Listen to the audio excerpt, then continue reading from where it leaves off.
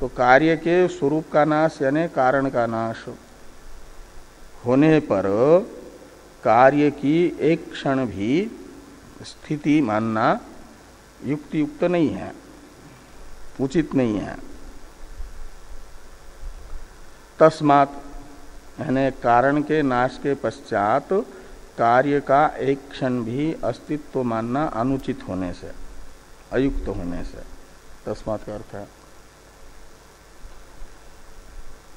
लयस्य उत्पत्ति क्रमो अयोग्य न ग्राह्य। लय के लिए उत्पत्ति क्रम जो है अयोग्य है, उसका ग्रहण करना उचित नहीं है, ये सिद्धांति कहता है। क्यों? तो कहते हैं इसलिए कि लौकिक क्रमावरोधेन निराकांक्षत्वात्। जो लौकिक क्रम है स्मृति के द्वारा प्रतिपादित क्रम, श्रुति से अतिरिक्त जो भी प्रमाण है उसे लौकिक प्रमाण कहा जाता है। तो वेद व्यास जी की रचना जो पुराण है पौरुषेय होने से लौकिक प्रमाण है, और उस लौकिक प्रमाण से निश्चित जो क्रम है उसे कहा जाता है लौकिक क्रम।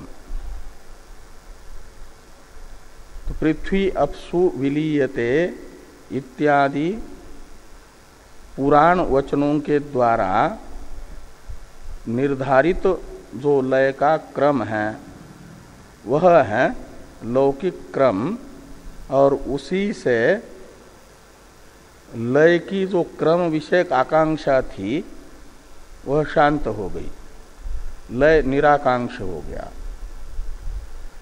क्रम विषयक आकांक्षा उसमें नहीं रही।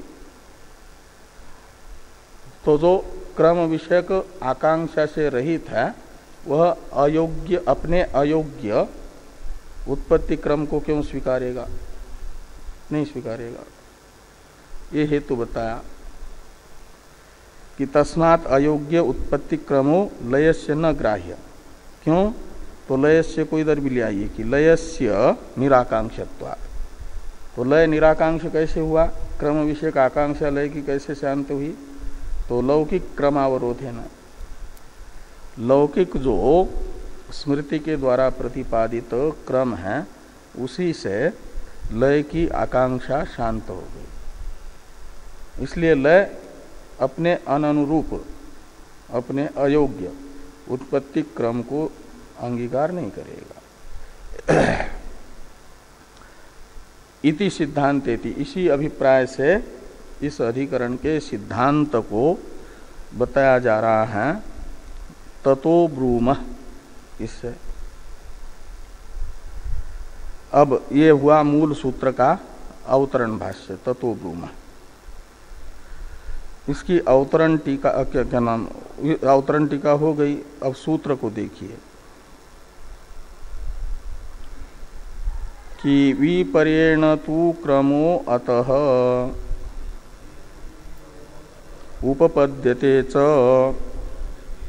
विपर्येण तु क्रमो अत उपपद्यते च।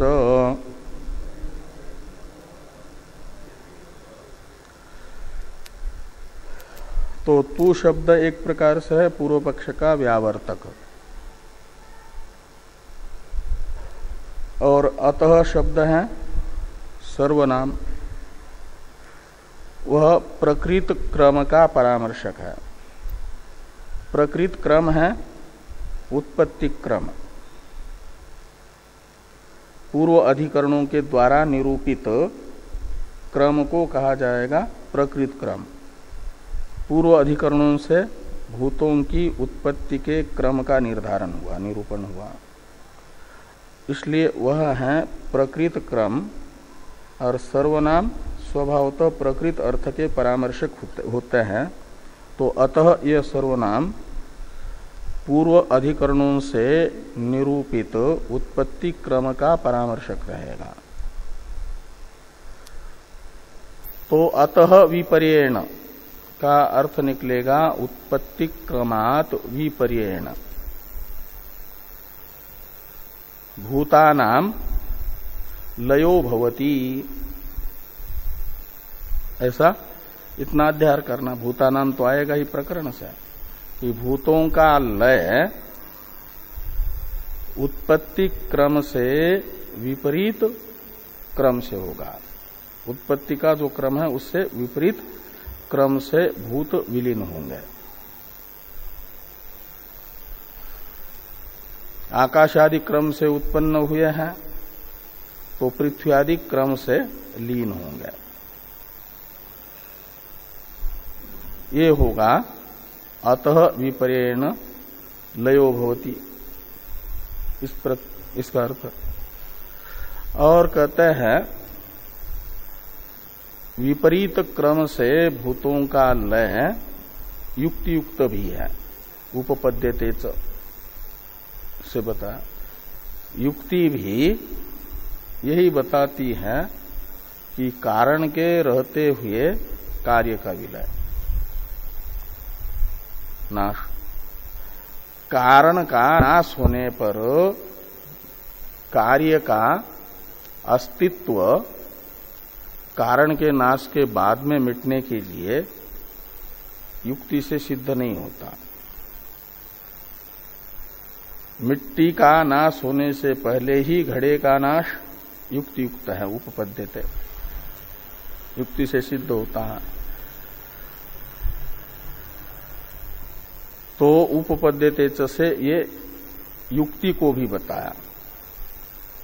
और अतः विपर्येण भूतलय क्रम, ये जो है अतः विपर्येण भूतानाम लयस्य क्रम, ये प्रकार से वो स्मृति को बताया। स्मृति से स्मृति भी इसी क्रम को बताती है। इसे कहने के लिए उपपद्यते च, इसमें चकार है। च से वो स्मृति को भी लेना, यानी युक्ति भी यही बता रही है। और जो युक्ति युक्त अर्थ है उसे वेद व्यास जी जैसे शिष्ट आचार्यों का वचन भी बता रहा है। ये च कह रहा है। तो इसी प्रकार का सूत्रार्थ भाष्य में है, देखिए।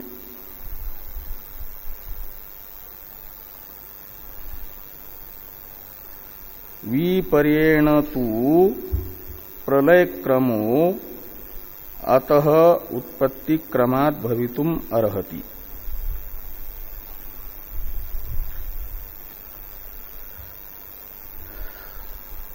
तो अतः शब्द का अर्थ कर दिया, मूल सूत्रस्थ अतः शब्द का अर्थ उत्पत्ति क्रमात्, क्योंकि उत्पत्ति क्रम है प्रकृत क्रम, उसका परामर्शक अतः शब्द है। और उस उत्पत्ति क्रम से विपरीत रूप से विपर्येण प्रलय क्रमो भवितुम अर्हति, प्रलय का क्रम होना उचित है। कैसे? तो कहते तथा ही लोके दृश्यते, लोक में ऐसा ही देखा जाता है कि येन क्रमेण सोपानम आरूढ़ ततो विपरीतेन क्रमेण अवरोहति इति।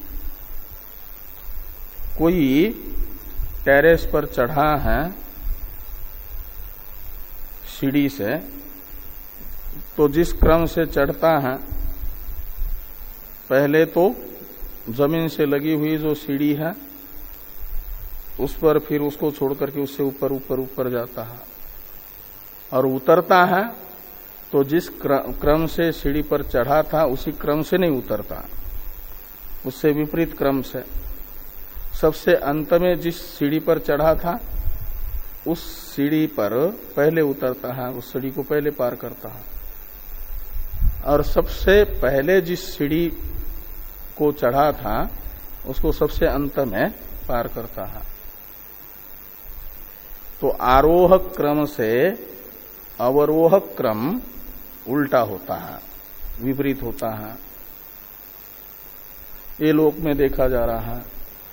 ऐसे उत्पत्ति क्रम से लय क्रम विपरीत होगा। लय होने का अर्थ है उतरना एक प्रकार से, और उत्पन्न होना तो चढ़ना है। तो जिस क्रम से चढ़ा उससे विपरीत क्रम से उतरेगा। ऐसे ही जिस क्रम से उत्पत्ति हुई उस क्रम से विपरीत क्रम से लय होगा।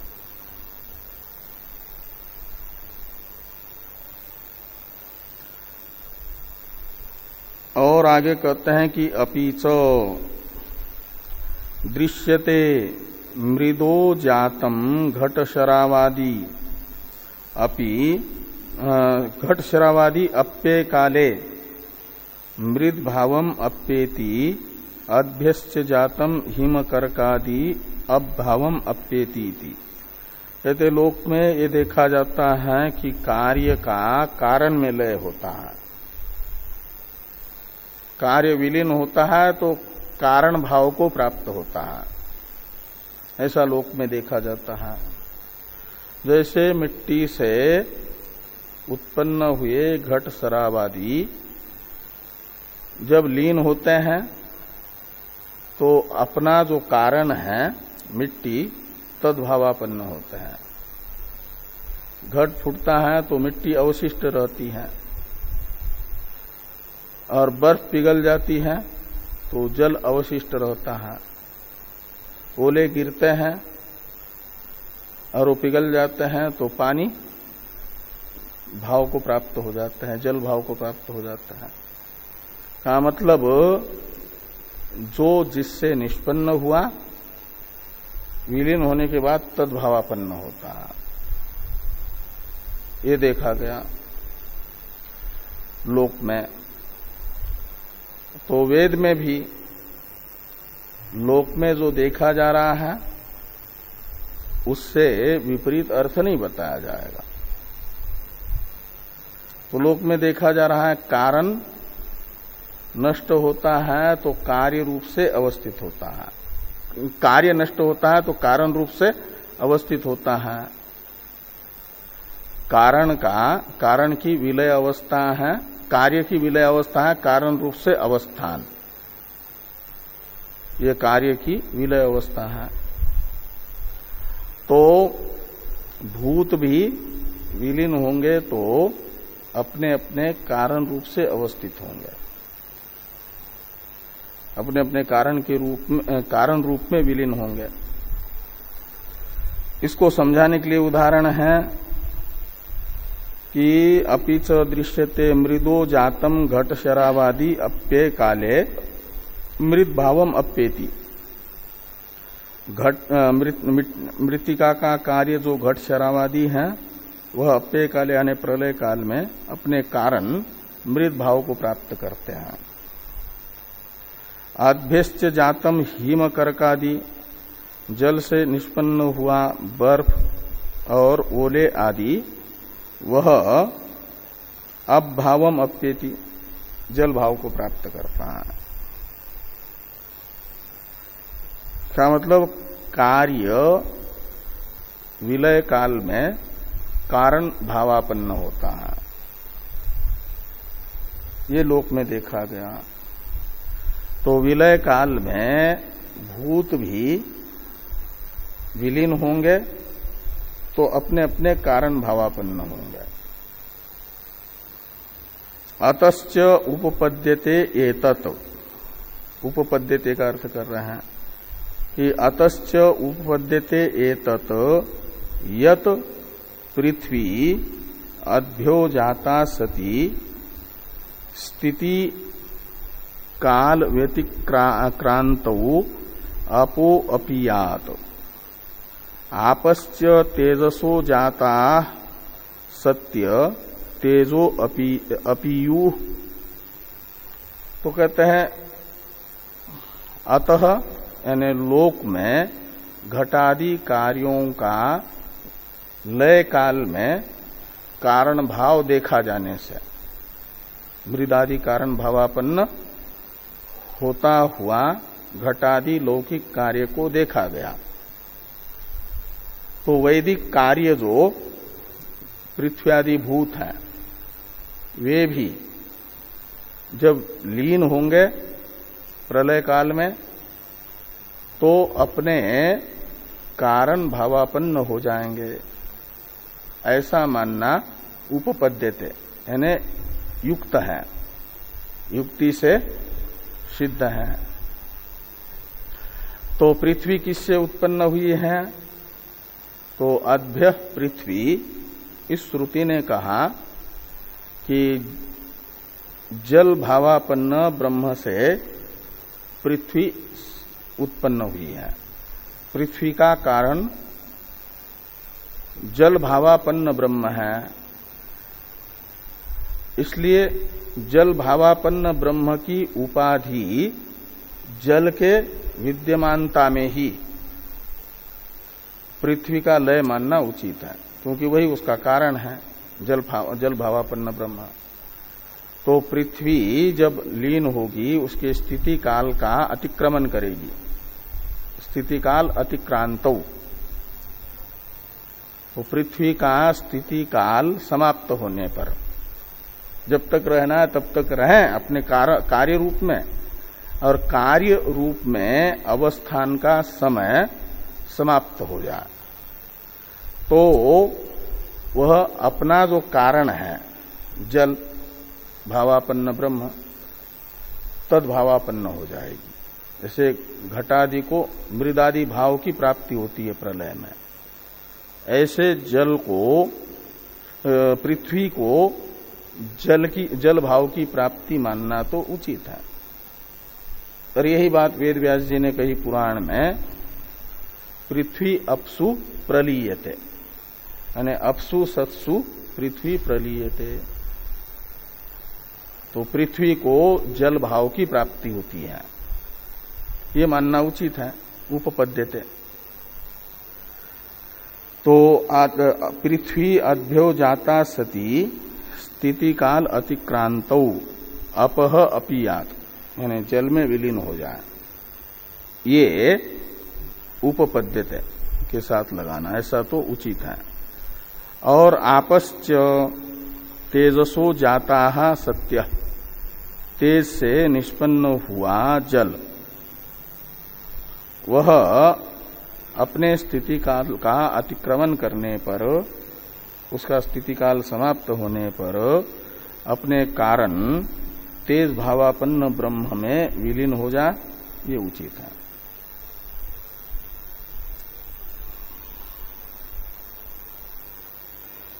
तो एवं क्रमेण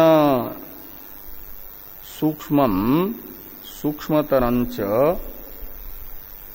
अनंतरम अनंतरम कारणम अपित्य सर्वं कार्यजातम परम कारणम परम सूक्ष्मंच ब्रह्म अप्येति इति वेदितव्यम।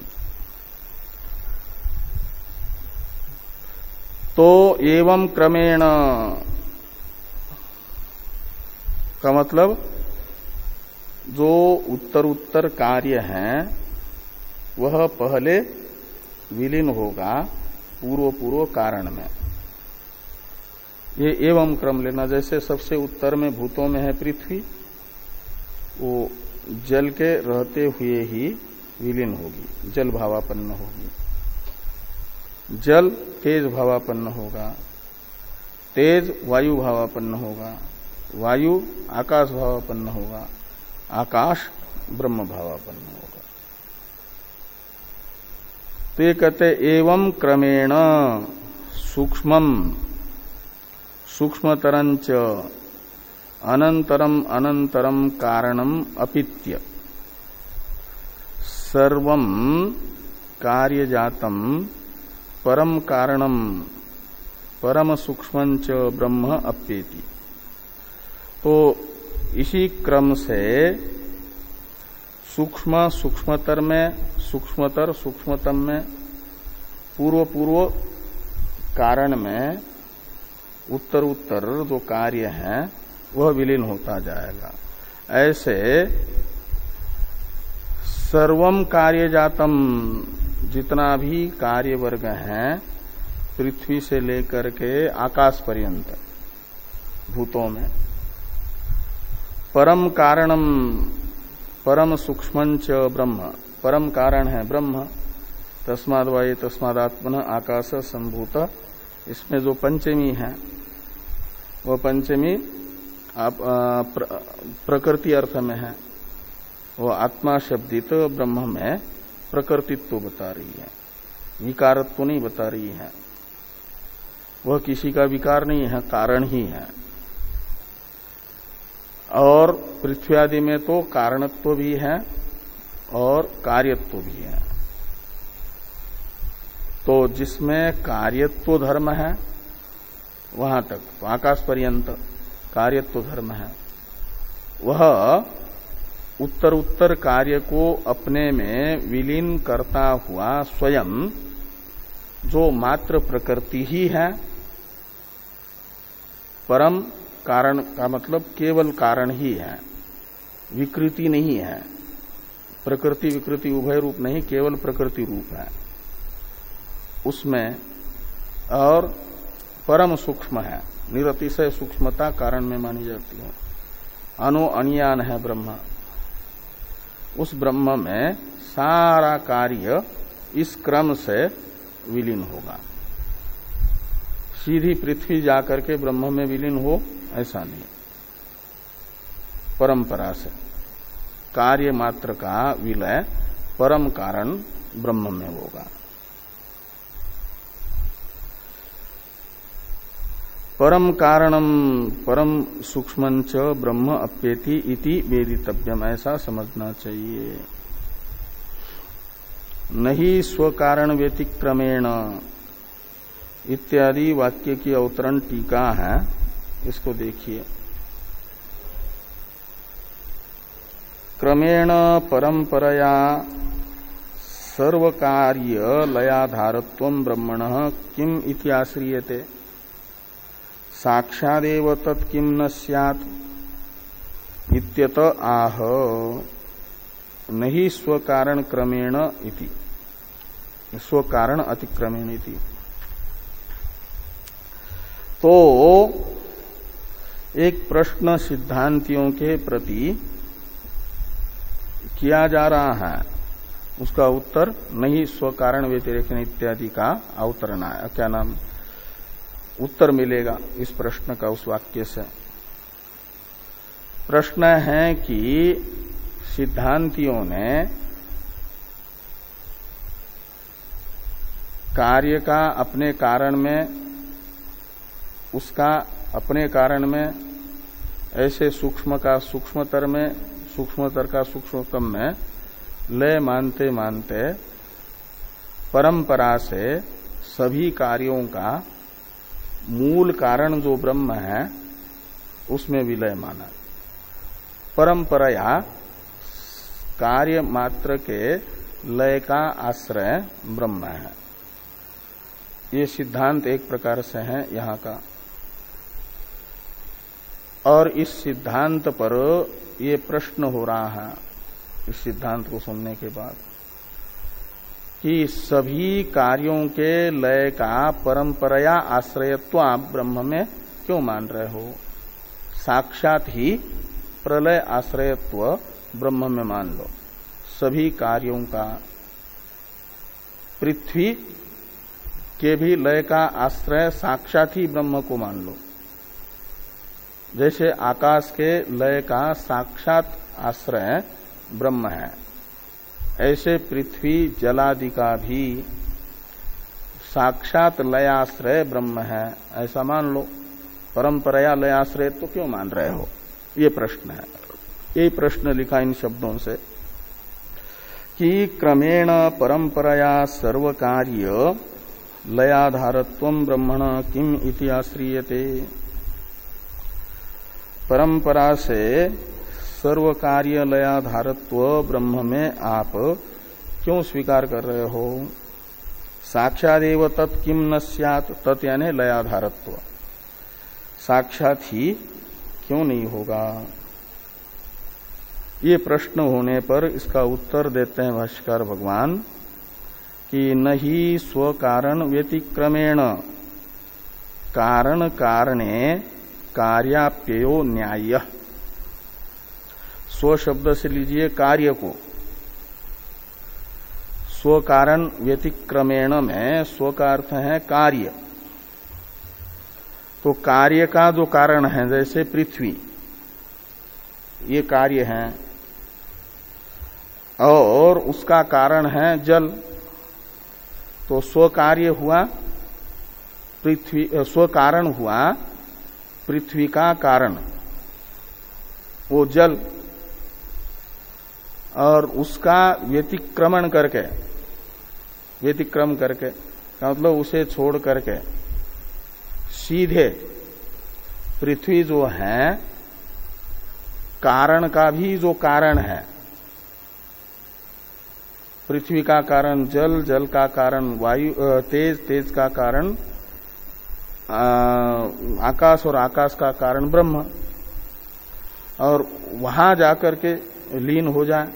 बीच वाले अपने कारणों के कारण को भी छोड़ करके सीधे परम कारण में पहुंचे, यह मानना अनुचित है, अन्याय है, न्याय नहीं है, यानी औचित्य नहीं है।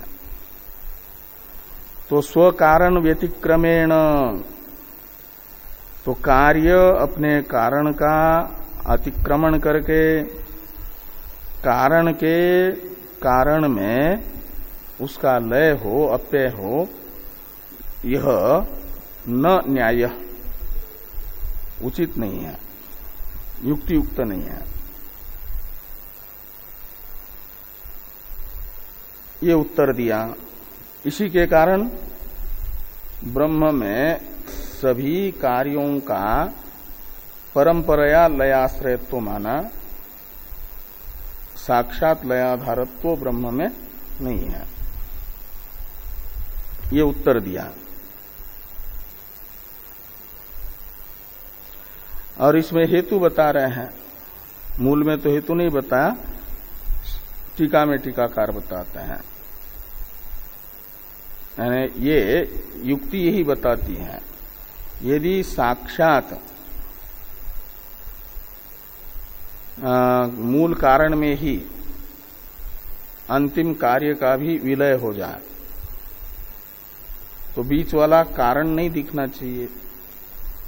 एक तो लेकिन दिखता है, जैसे बता रहे हैं कि घटना से मृद अनुपलब्धि प्रसंगात, यदि सभी कार्यों का साक्षात लय ब्रह्म में ही मानेंगे, मूल कारण में, तो अवांतर जो कारण है बीच वाला, अंतिम कार्य का विलय होने पर बीच वाला कारण दिखना नहीं चाहिए, फिर उपलब्ध नहीं होना चाहिए।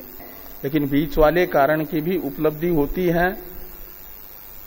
इसका अर्थ है जो कार्य है वो क्रम से ही विलीन होता है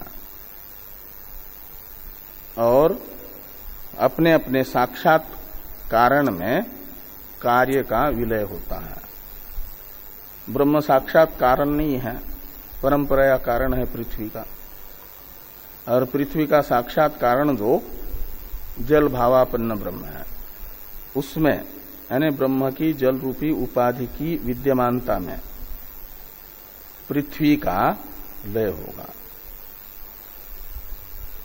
तो घटना से मृद अनुपलब्धि प्रसंगात, यदि कार्य का, सभी कार्य का साक्षात मूल कारण में ही विलय मानेंगे तो बीच वाले अंतिम कार्य का विलय होने पर बीच वाले कारणों का अनुपलब्धि प्रसंग होगा।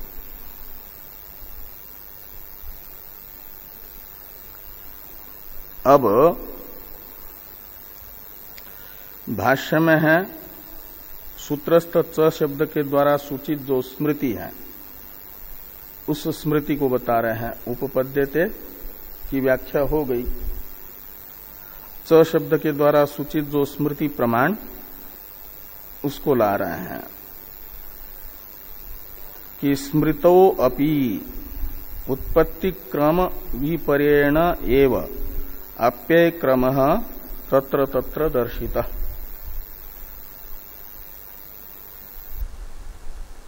तो स्मृति में भी लय के प्रकरण में तत्र तत्र यानी जहां जहां लय का प्रकरण आया वहां वहां स्मृति में उत्पत्ति क्रम से विपरीत क्रम से ही अप्यय बताया है, लय बताया है। तो एक वचन दे रहे, एक स्थान का वो वाक्य बता रहे हैं। तो जगत प्रतिष्ठा देवर से पृथ्व्यप्सु प्रलीयते ज्योतिष्याप प्रलीयन्ते ज्योतिर्वायो प्रलीयते इत्येवमादौ।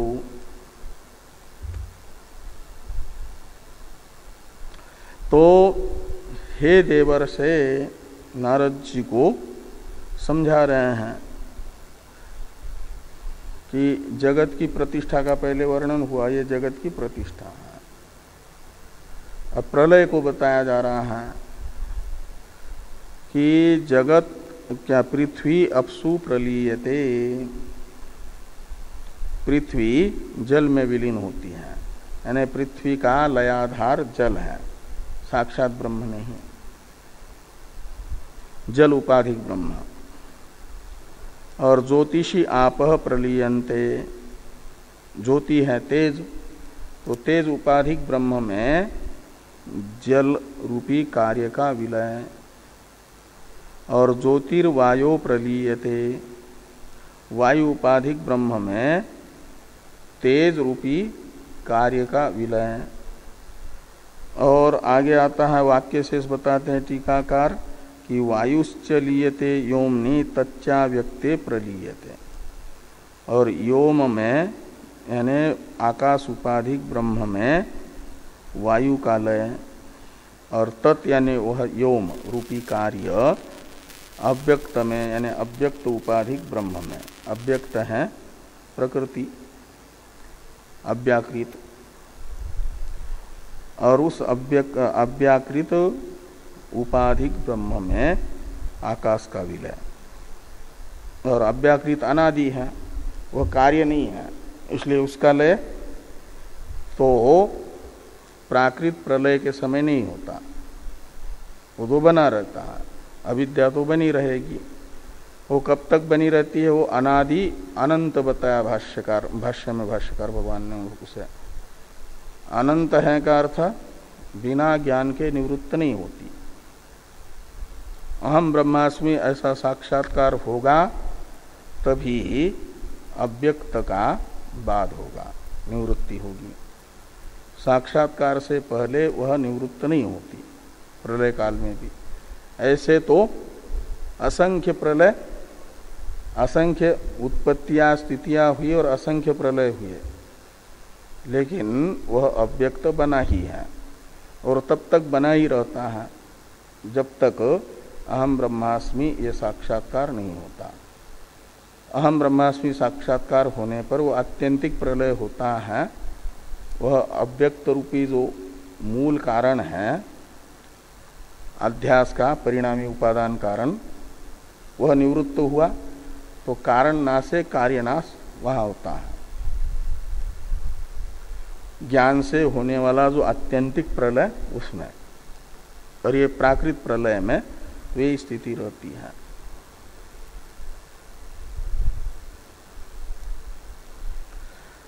तो जगत प्रतिष्ठा देवर से पृथ्वी अपसु प्रलीयते ज्योतिष्याप प्रलीयन्ते ज्योतिर्वायो प्रलीयते वायुश्च लीयते योमनि तच्चा व्यक्ते प्रलीयते इत्येवम आदो।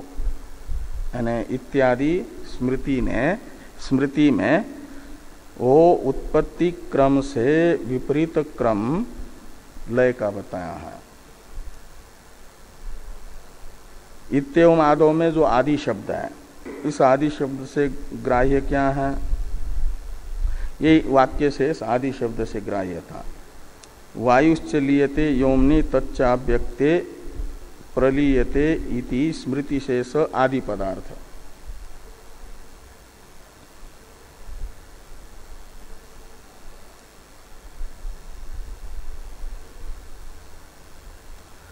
तो आगे है भाष्य में उत्पत्ति क्रमस्तु उत्पत्तावेव श्रुतत्वात् न अप्ये भवितुम अर्हति। तो जो अब दो क्रम हो गए ना, ये प्रलय क्रम, उत्पत्ति क्रम से विपरीत क्रम, ये लौकिक क्रम है प्रलय क्रम, और प्रलय है वैदिक। प्रलय तो बताया वेद ने, प्रलय केवल प्रलय क्रम नहीं कह रहा हूं, यद प्रयंती अभिसंविशंति से प्रलय तो बताया है, और वेद ने उत्पत्ति भी बताया, इसलिए भूतों की उत्पत्ति और प्रलय दोनों भी वैदिक हैं। लेकिन वेद ने जैसे भूतों की उत्पत्ति भी बताई और भूतों के उत्पत्ति का क्रम भी बताया आकाशाद वायु इत्यादि से, तो भूतों की उत्पत्ति जैसे वैदिक है ऐसा उत्पत्ति का क्रम भी वैदिक है। भूतों का लय तो वैदिक है, लेकिन लय क्रम जो है वैदिक नहीं है। वेद ने किस क्रम से भूतों का लय होगा इसका वर्णन नहीं किया। उपनिषदों में किसी प्रकरण में ये भूतों के लय का क्रम वर्णित नहीं है। अभी जो उपलब्ध उपनिषदें हैं, इसलिए यहाँ पर भाष्यकार भगवान को और वेद व्यास जी को स्मार्त क्रम को अपनाना पड़ाना। यदि उपनिषदों में कहीं न कहीं होता तो भाष्यकार भगवान उसी को अपनाते ना, कि वेद ने यहाँ पर लय का ये क्रम बताया है, और इसी को लेकर के पूर्व पक्षी को यहाँ पर अवसर मिला था कि भूतों का लय वैदिक है, तो वैदिक ही एक ही क्रम है वो उत्पत्ति का क्रम, तो उसी को फिर दूसरा वैदिक जो अर्थ है लय रूप अर्थ उसमें भी अपना लो। इसी के लिए पूर्व पक्ष को अवसर मिला था। लेकिन सिद्धांतियों ने कहा कि उत्पत्ति का क्रम वैदिक होने पर भी और लय भी वैदिक होने पर भी उनमें योग्यता नहीं है एक दूसरे की आकांक्षा शांत करने की। लय को क्रम की अपेक्षा तो है,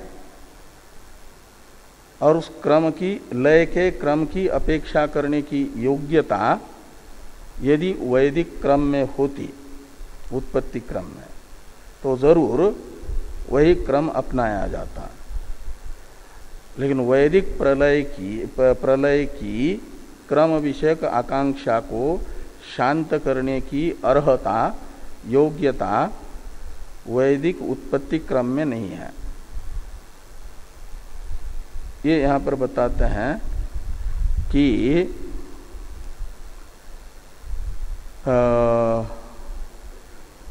उत्पत्ति क्रमस्तु उत्पत्तौ एव श्रुतत्वात्,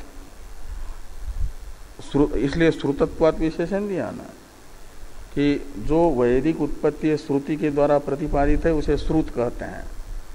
तो श्रुति के द्वारा प्रतिपादित जो उत्पत्ति उसका क्रम वहीं पर सुना जा रहा है, उत्पत्तौ एव श्रुतत्वात्, और अपेत भवितुम न अर्हति, न अपे भवितुम अर्हति है ना, वो न जो है अर्हति के साथ जुड़ेगा, अपे भवितुम नार्हति। क्यों योग्य नहीं है? लय में भी वही क्रम लय की आकांक्षा शांत करने की क्यों अर्हता नहीं रखता, योग्यता नहीं रखता? तो कहते हैं इसलिए कि न चासो नहीं, वो अर्हता इसलिए नहीं रखता कि पहले बताया है, अवतरण में बताया था ना टीकाकार ने और यहां पर भी टीकाकार कहते हैं योग्यताधीन संबंध, संबंध जो है योग्यताधीन होते हैं। ये उत्पत्ति क्रम, वैदिक और वैदिक प्रलय, इनका क्रम संबंध आपस में बन सकता है कब? यदि योग्यता हो तो। लेकिन उत्पत्ति क्रम में लय का क्रम बनने की योग्यता नहीं है, क्योंकि युक्ति से उस क्रम से लय संभव नहीं हो पा रहा है। ये पहले बताया था ना अवतरण में कि यदि उत्पत्ति क्रम को लय में स्वीकार करेंगे तो आकाश का लय पहले मानना पड़ेगा। तो आकाश का लय होने के बाद वायुवादी कार्य का अवस्थान होना चाहिए, लेकिन वो अवस्थान एक क्षण भी संभव नहीं है। स्वरूप नाशे कार्य से क्षणम अपि अवस्थानम न संभवती, ऐसा कहा था ना।